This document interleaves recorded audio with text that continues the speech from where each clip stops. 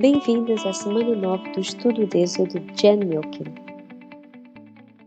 Na última semana, vimos como Deus libertou o seu povo, levando-os até junto ao Mar Vermelho, onde ficaram encurralados pelos egípcios que os perseguiam. E aí vimos Deus a livrá-los com sua mão poderosa. Ele abriu o mar e destruiu seus inimigos de uma forma incrível e milagrosa.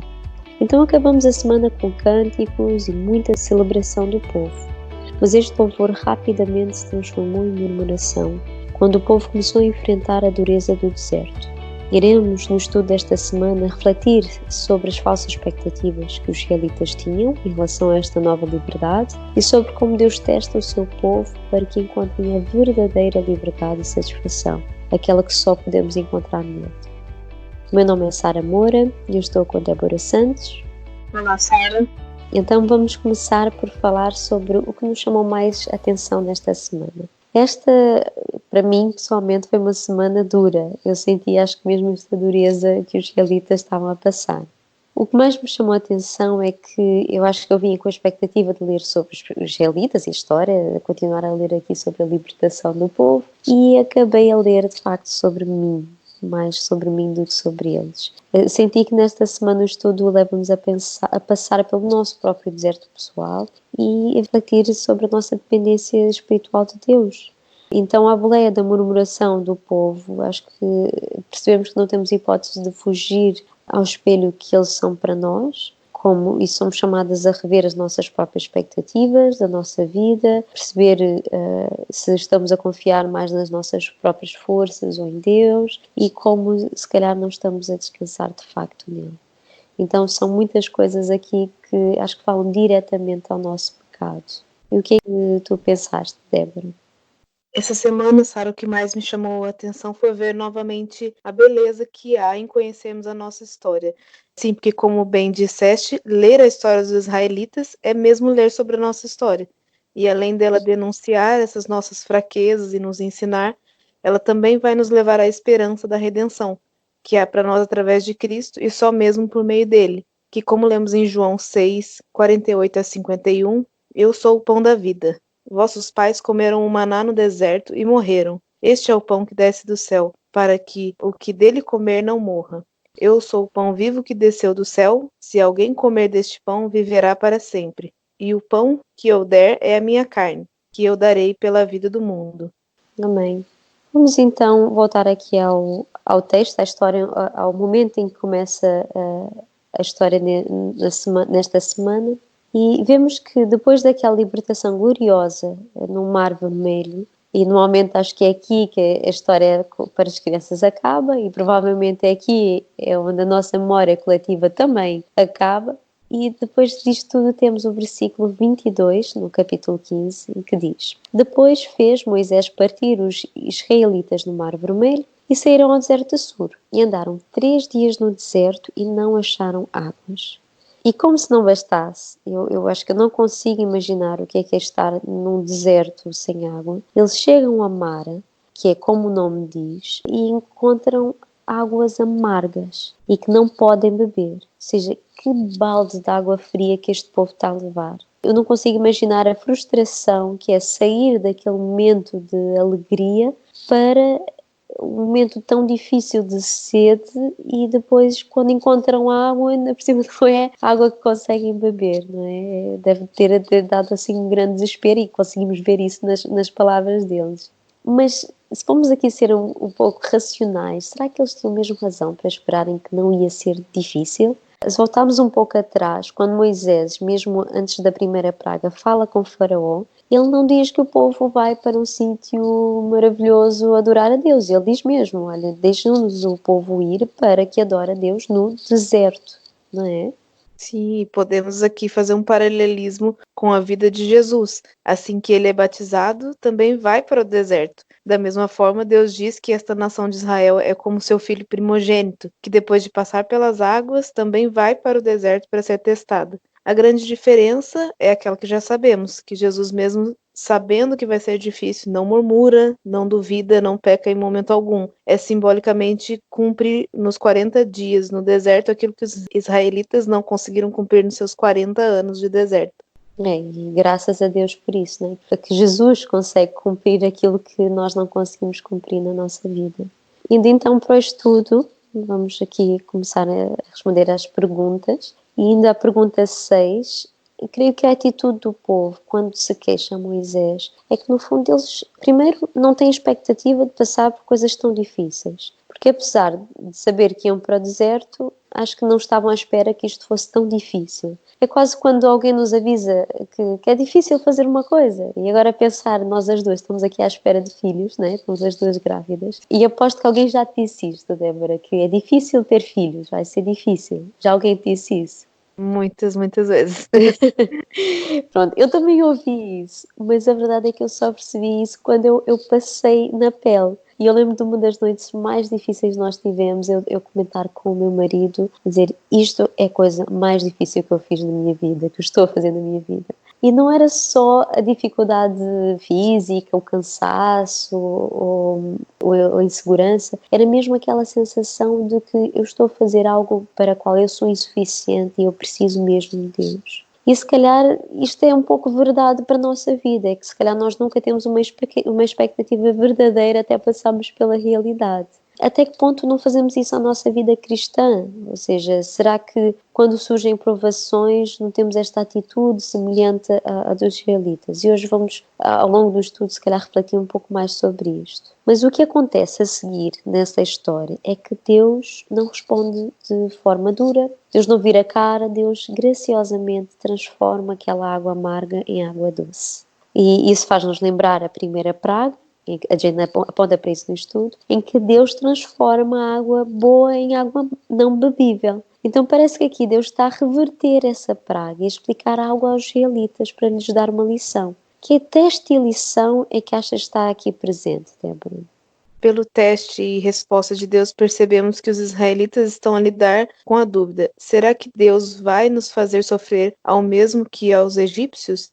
E Deus responde, como lemos aqui no verso 26 do capítulo 15, dizendo-lhes: se vocês derem atenção ao Senhor, o seu Deus, e fizerem o que ele aprova, e se derem ouvidos aos seus mandamentos e obedecerem a todos os seus decretos, não trarei sobre vocês nenhuma das doenças que eu trouxe sobre os egípcios, pois eu sou o Senhor que os cura. Então Deus primeiro mostra que ele é quem tira e dá a água. Ele é o sustentador e Deus sobre todas as coisas. Por isso o povo deve obedecer e confiar nele apenas, e ele iria curá-lo. E parece que ele já está a fazê-lo, porque Deus está a levá-los ao local onde nos questionamos se podemos confiar nele, que é quando passamos pela amargura, para que ele possa se revelar a nós. Por exemplo, tão diferente ouvir o testemunho de alguém sobre a suficiência de Deus e sermos nós a viver isso. Era bom que a nossa fé fosse suficiente para não termos que passar por isso, mas a verdade é que precisamos muitas vezes de maras na nossa vida, para que possamos provar a providência de Deus e confiar nele. E respondendo de uma forma até mais pessoal à pergunta 11, por exemplo, a minha tendência é queixar-me ao meu marido, aos irmãos na fé, mas na verdade devemos lutar contra isso ao praticar o que Provérbios 3:5 diz: confia no Senhor teu Deus de todo o teu coração e não no teu entendimento. O Senhor é quem conhece tudo e ainda é poderoso para mudar as circunstâncias, que são apenas o que eu vejo, né? Uhum.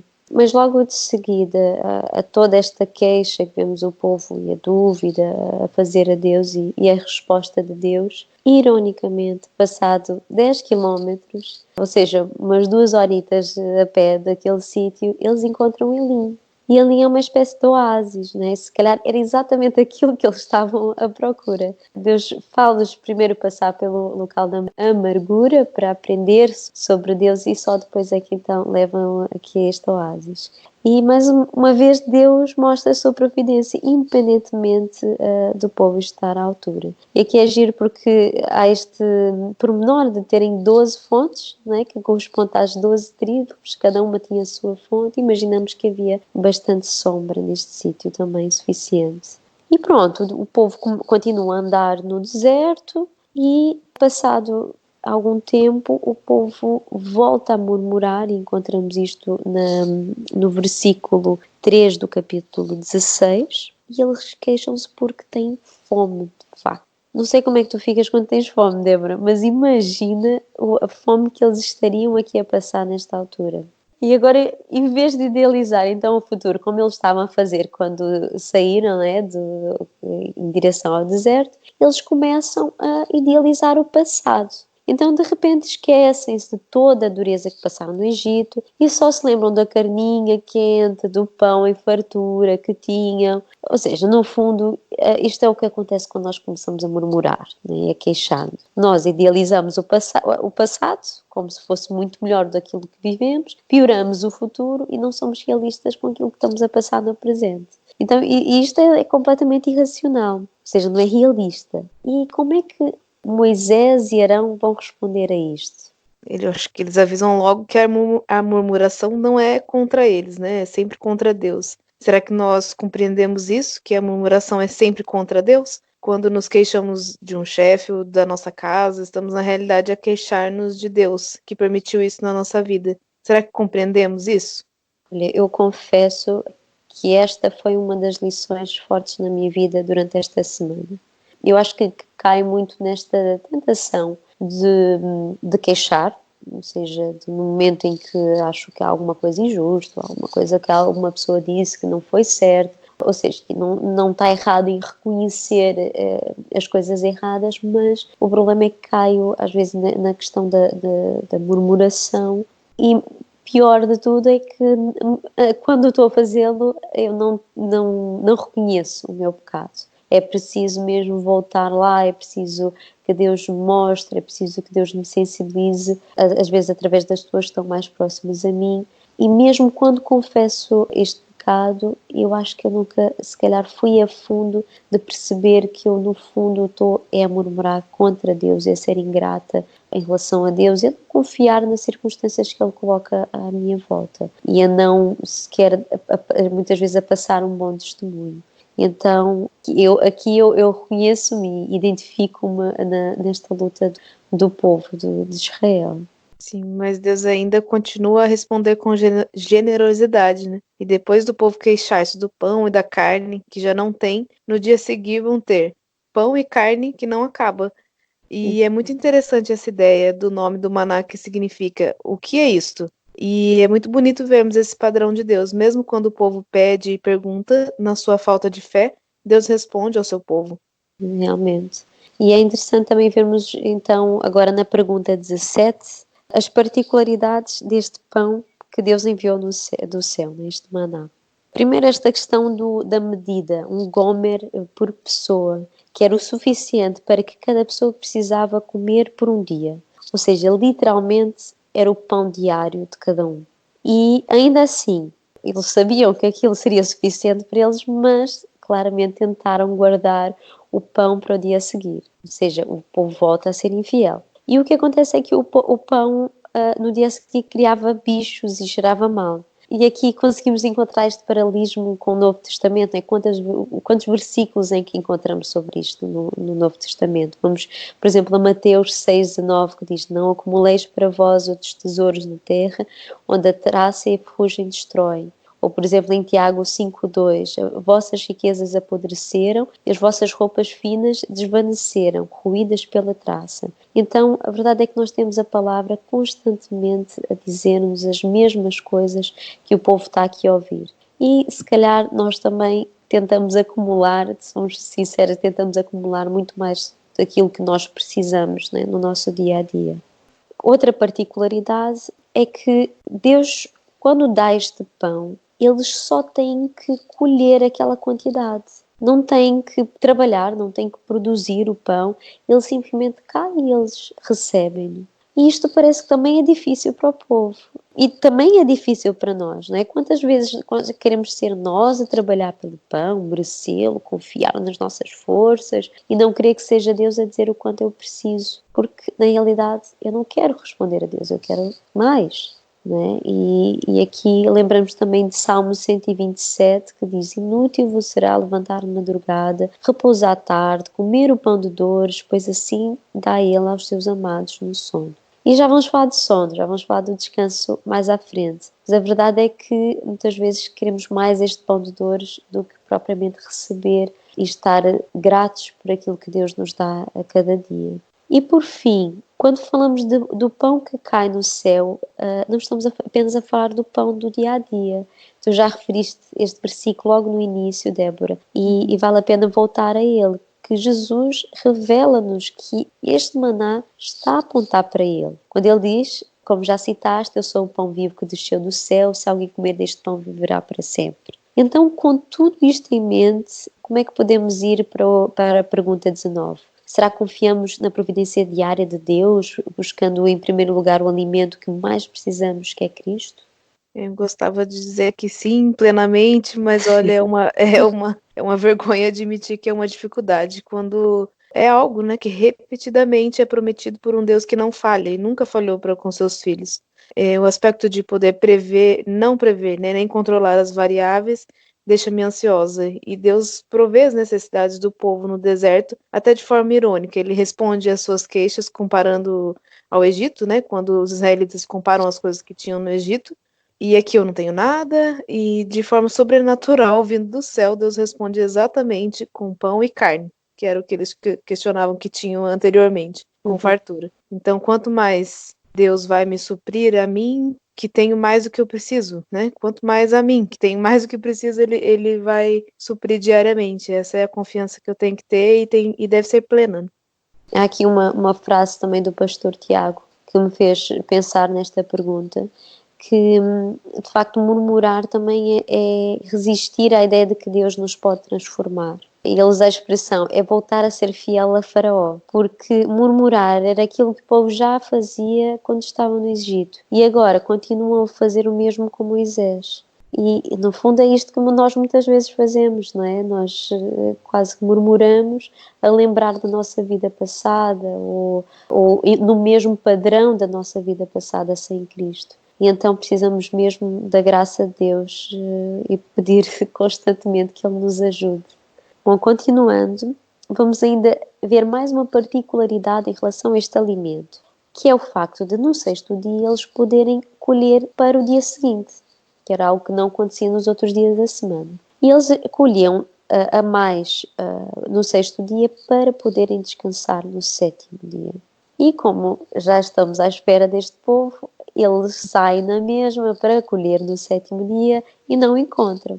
E aí Deus responde-lhes, né, e fala com eles. Até quando recusareis guardar os meus mandamentos? E é quase como se Deus dissesse, então eu não posso confiar em vocês nem no pouco. Deus não estava a pedir grande coisa, Deus só estava a dizer, não tirem a mais, não vão no sétimo dia, descansem, não é? Parecem coisas pequenas e, de facto, o povo nem destas pequenas coisas é fiel, é confiável e parece que ainda não consegue confiar no seu Deus. Vamos pensar um pouco sobre a questão do descanso. O que é que significa o descanso? É uma restrição ou é uma dádiva, afinal?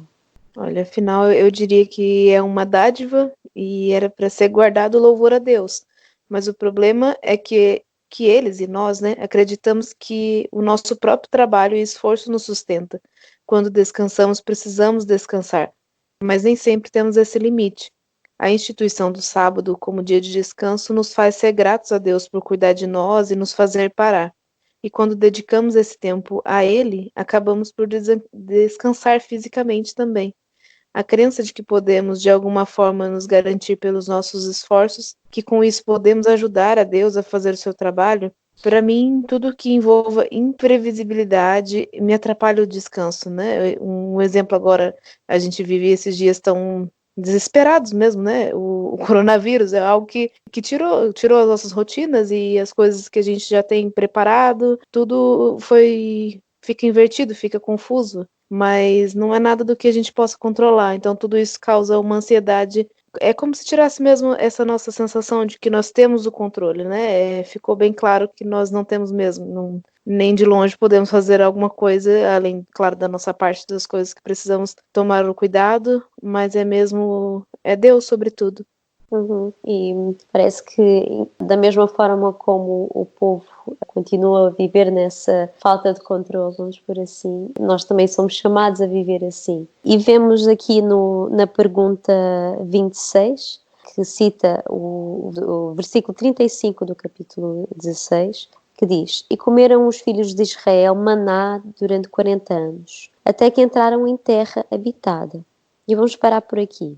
Há este termo, não é, que é usado aqui, que é a terra que Deus tem prometida, ela é para ser habitada. O que coloca o deserto no outro lado.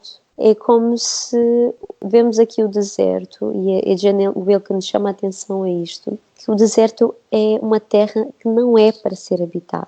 É onde nós passamos até chegarmos à terra que é para ser habitada de facto, que vai ser do outro lado do Rio Jordão. Ou seja, estamos aqui realmente a fazer uma metáfora para a nossa vida. Deus está a mostrar a fazer uma metáfora para a nossa vida. E porquê é que nós passamos por este deserto? Porquê é que passamos por estar longe de Deus, longe da nossa terra prometida?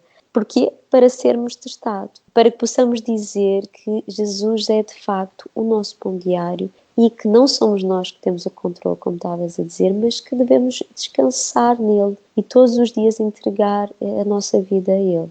E podemos também avançar para a pergunta 27, refletindo o que é que poderia ter acontecido ao povo se Deus não tivesse sido fiel e não tivesse dado todo este sustento e este maná. E o que é que Israel deveria aprender e lembrar com esta provisão? Afinal, eles teriam morrido e deviam estar mais gratos, pois Deus cuida dos seus e não os desampara. Não é pela sua capacidade que se conseguem manter. Deuteronômio 8, 17 e 18 vai dizer: Não digam, pois, em seu coração, a minha capacidade e a minha força das minhas mãos ajuntaram para mim toda essa riqueza. Mas lembre-se do Senhor, seu Deus, pois é Ele que dá a vocês a capacidade de produzir riqueza, confirmando a aliança que jurou aos seus antepassados, conforme hoje se vê. Parece que é um versículo que temos que lembrar quase todos os dias da nossa vida, não é? Podemos ainda ir às seguintes perguntas, que é como Deus permitiu que o seu povo sentisse sede antes de lhe dar água e fome antes de lhe dar pão. Porquê que é assim? Porquê que é assim também na nossa vida? Não é? Muitas vezes Deus faz-nos passar por necessidades antes de nos dar a resposta. E podemos dizer que o deserto é onde, na nossa insuficiência, o nosso apetite é reajustado. É onde os nossos apetites passam das coisas terrenas, de querer o imediato às vezes e achar que aquilo é que é bom para nós, que se no fundo acabam por ser coisas sem valor eterno, para querer mais das coisas que revelam Deus e nos aproximam da sua presença. E onde devemos viver saciadas e com a confiança de que Ele nos dará a graça para vivermos cada dia deste lado da eternidade. Podemos acabar aqui com um pouco do aplica, se quiseres partilhar, como alguma carência física ou carência espiritual que enfrentas atualmente. Sim, eu acho que é claramente a gravidez como um todo é uma forma de aprender sobre essa dependência completa de Deus. Eu não tenho controle sobre o meu corpo, nem sobre o que está por vir, e tem todas as questões que eu não consigo imaginar, mas é como se fosse mesmo um megafone de Deus a dizer: sem mim nada podeis fazer. E a questão 30 também da carência espiritual é uma fé fraca, né? Ninguém vai andar pelas águas se não sair do barco. Uma frase que eu já não me lembro de onde eu ouvi, mas que me chamou a atenção, que é parte do que Deus pede de nós, né? E se eu dependesse mais dele, eu teria uma fé mais incondicional e desfrutar muito mais, viver muito mais e melhor do que Deus está à disposição sempre, né, para nos dar. É mesmo isso. E podemos então acabar a nossa semana com o que é que vimos sobre o caráter de Deus desta semana. Eu coloquei saber que Deus é providenciador, mostra-me que eu sou cuidado por ele. Sim, eu também nitidamente coloquei o providenciador. Realmente Deus atende às necessidades, né? Muito para além daquelas que nós precisamos, e mostra-me que eu sou dependente dele. A minha ajuda-me a lembrar que é Ele que cuida de mim e eu não preciso cuidar de tudo. Isso que é uma fraqueza minha. Queres acabar em oração, Débora? Sim, sim. Deus Pai, obrigado porque o Senhor nos revelou através da tua palavra o teu plano perfeito, Deus de redenção para nossas vidas. Obrigado porque nós temos muito mais do que o alimento físico, Deus, nós temos o Senhor que alimenta as nossas almas e faz isso, Deus, eternamente. Nos prometeu sustento, nos prometeu ser um Deus que é provedor, Deus, e nós por vezes pecamos, Deus, de não deixar com que o Senhor haja nas nossas vidas com toda a sua plenitude e queremos mesmo atrapalhar esses planos, Deus, não temos esse poder, Deus, não conseguimos intervir no que o Senhor já planejou. Então é cansativo para nós, Deus, tentarmos, e toda essa ansiedade nos frustra, Deus. Então nos ensina, Deus, nos corrige para que possamos estar plenamente de acordo com a tua vontade, desfrutando, Deus, do refrigério que é ter um Deus tão amoroso, tão cuidador, que nós possamos a cada dia aprender sobre o Senhor e aprender com a história deste povo, Deus, que é o nosso povo, e as formas em que podemos ser mais gratos ao Senhor, Deus, e deixar essa murmuração de lado e ser completamente dependentes de Ti, Deus. Venha sobre as nossas vidas, Deus, com a Tua misericórdia, para que nós possamos ser perdoados por esses nossos pecados, Deus, que nos constrangem, Deus, e são repetitivos na nossa vida, mas que o Senhor é quem nos molda, Deus, o Senhor é quem nos transforma, e nós queremos ter essa fé, Deus, inabalável e que alcança mesmo essa vida em abundância que o Senhor nos promete. É isso que eu peço e agradeço. Em nome de Jesus, amém. Amém.